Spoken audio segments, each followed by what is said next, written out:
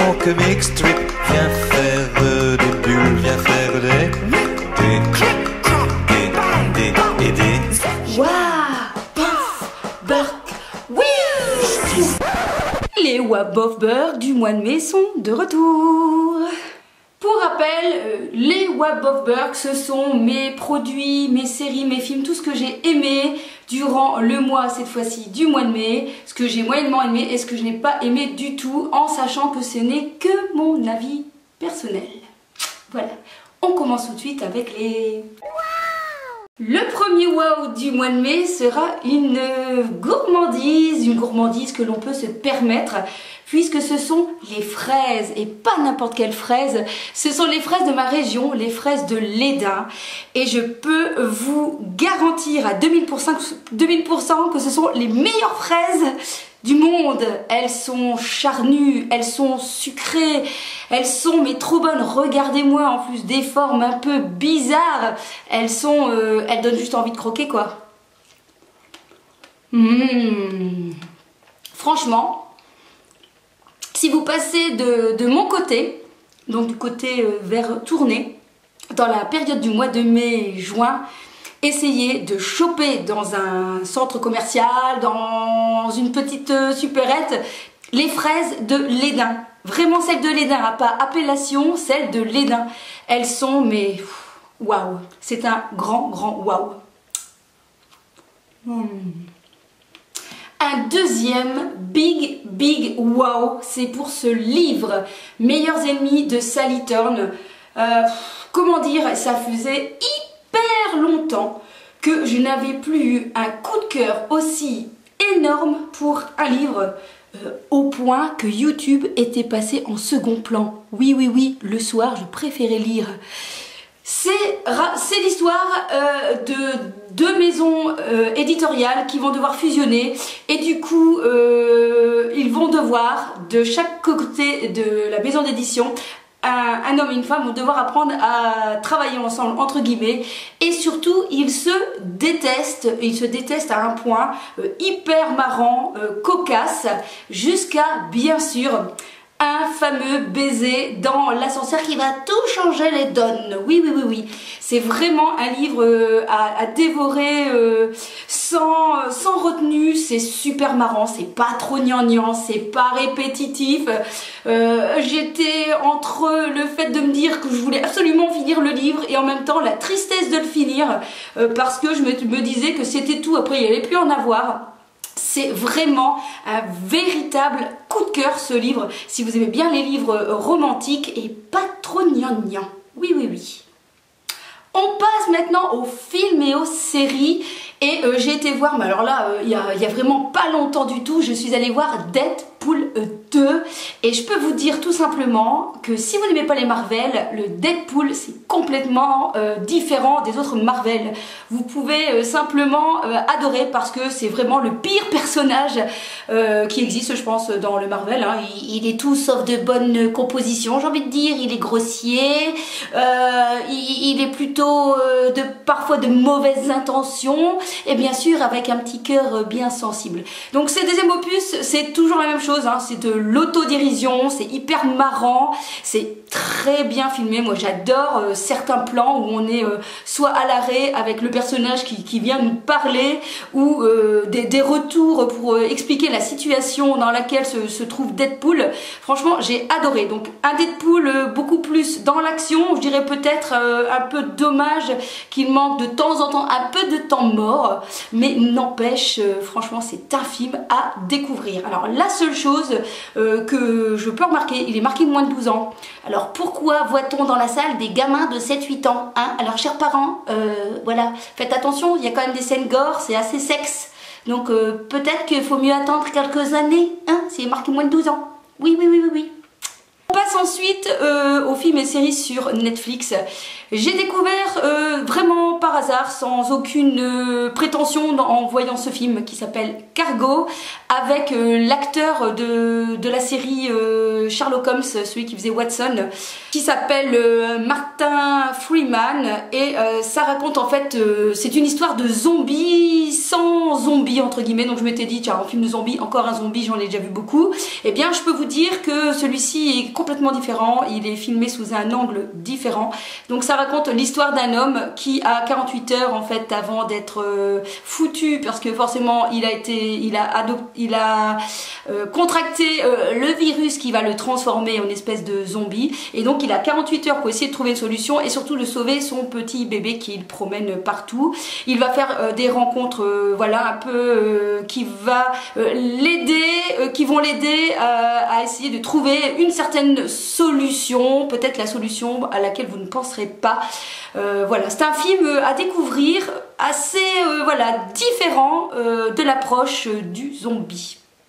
Sinon, j'ai fini Walking Dead. Oui, ça y est, j'ai fini Walking Dead. Et je peux vous dire que je suis triste parce que c'est la fin. C'est the end. C'est terminé. Et je vous dirais que j'étais un tout petit peu déçue. Je trouve que ça finit sec comme ça. Bien sûr, je savais très bien que j'allais pas m'attendre à un happy end comme on peut se l'imaginer. On a l'impression quand même qu'on nous laisse une petite porte de sortie, enfin une ouverture pour un prochain quelque chose. D'après ce que j'ai entendu, il va y avoir une sous-série ou je sais pas trop quoi, une nouvelle opus par rapport à The Walking Dead. Donc voilà, j'étais un petit peu déçue. J'ai trouvé qu'on a vraiment fait durer longtemps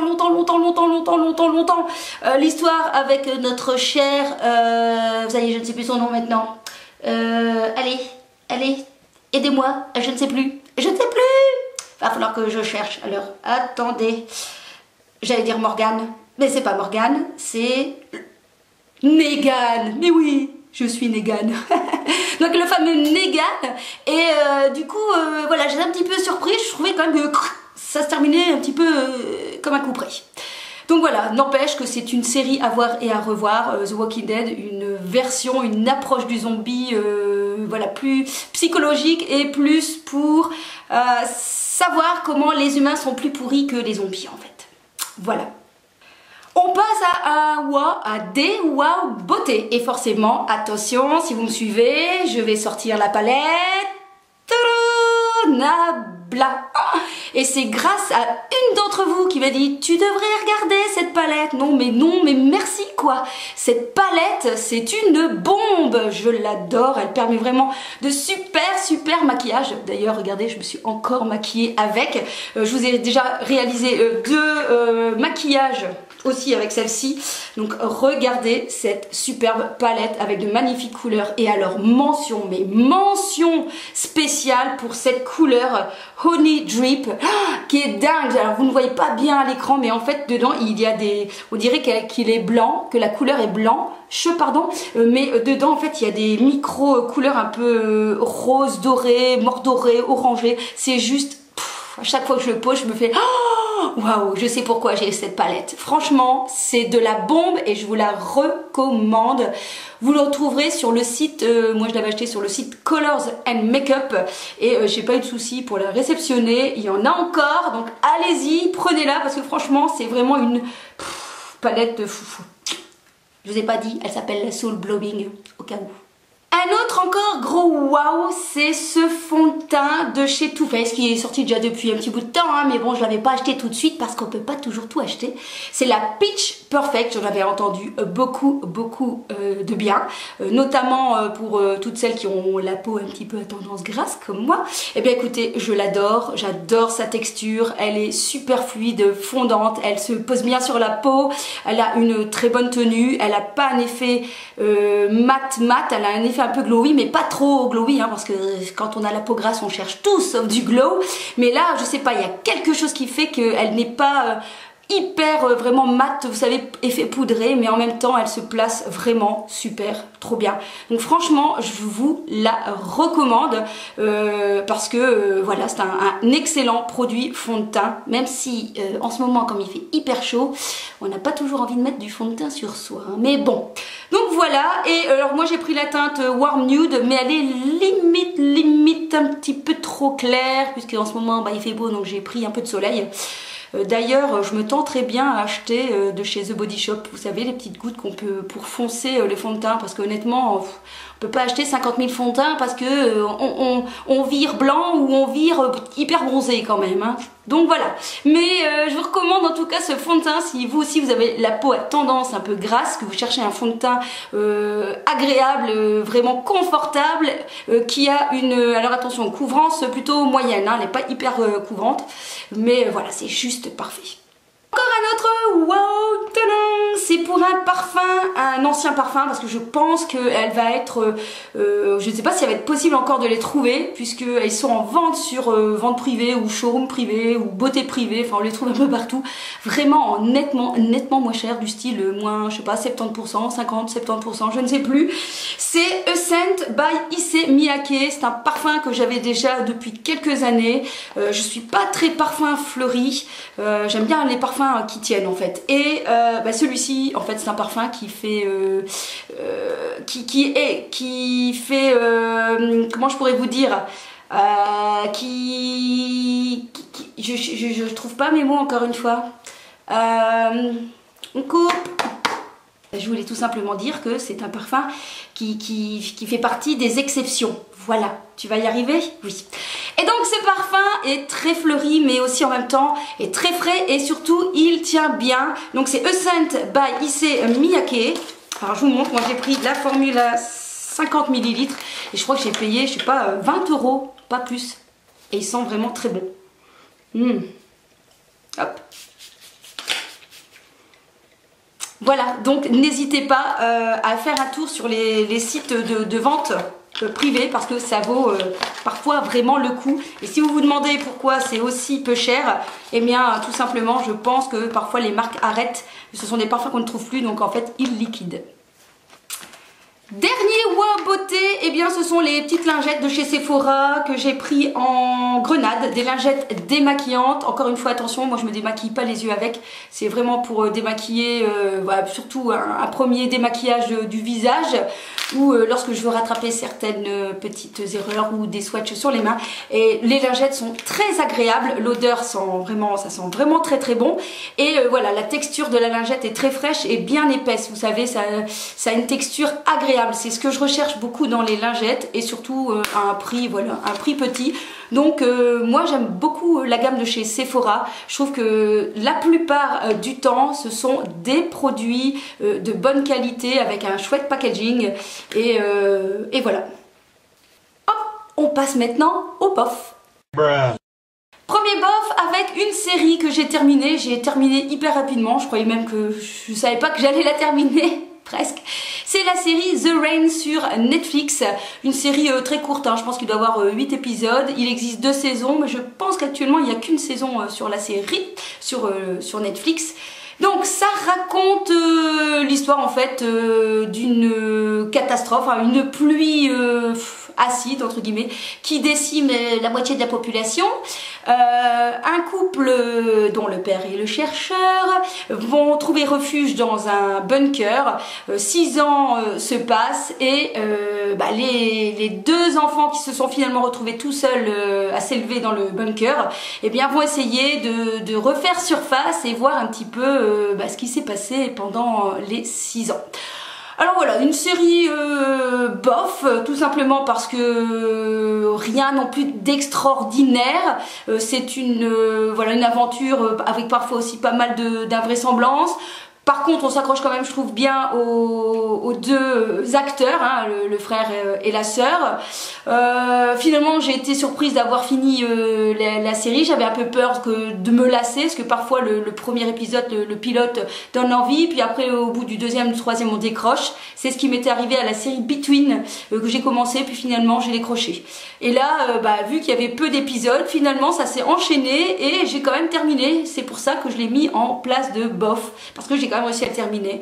Maintenant, est-ce que je vais avoir envie de regarder la saison 2? Si elle arrive très très prochainement, pourquoi pas? Sinon, je pense que mon cerveau va l'oublier parce que c'est pas une énorme série. J'ai envie de dire que si, comme moi, vous avez un peu de temps à passer, à repasser par exemple, eh bien c'est une petite série sympa à regarder, mais voilà, je veux dire, sans plus. On sait pas trop où est-ce que ça va nous emmener et j'espère qu'on va pas trop être déçus voilà, de la suite de l'histoire. Moi, franchement, je mets un bémol.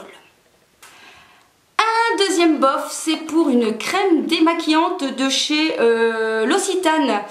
Alors avec de l'immortel de Corse, normalement ça aurait dû être un waouh, hein, parce qu'on parle de la Corse. Donc c'est un baume démaquillant, donc qui est très...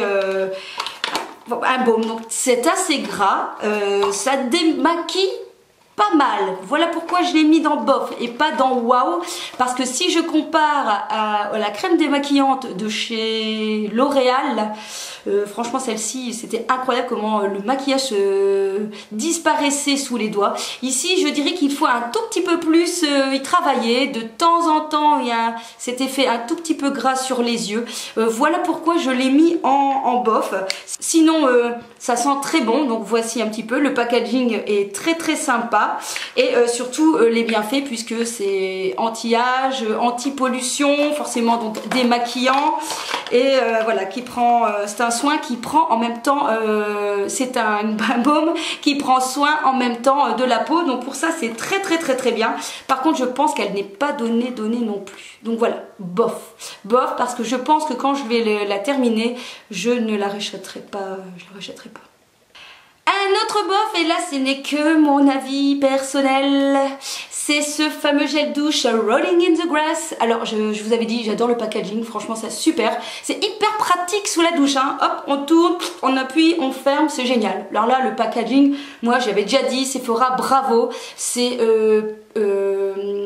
ça y est, je perds encore mes mots, c'est pas possible, hein. C'est épuré, voilà, c'est ça que je cherchais. C'est épuré, c'est design, c'est juste parfait. Par contre, voilà pourquoi j'ai mis en bof. Je comparais ce gel douche à l'odeur un petit peu de chez Sisley, l'eau de campagne, et pas du tout quoi en fait. Voilà, c'est l'herbe fraîche, mais franchement l'eau de campagne, bon, c'est sûr on n'est pas dans les mêmes gammes de prix. Je vous mets l'image de là, eau de campagne. Là, l'odeur est terrible. Et voilà, je crois que je m'étais dit yes, un produit qui sent comme ça et honnêtement moins cher. Mais voilà, du coup l'odeur n'est pas si présente que ça quand on se lave, et c'est pour ça que je mets dans bof, hein. Mais franchement ça aurait pu être un wow, parce que voilà, autrement tout le reste il est super. Et puis vous savez quoi, eh bien ça lave bien le corps.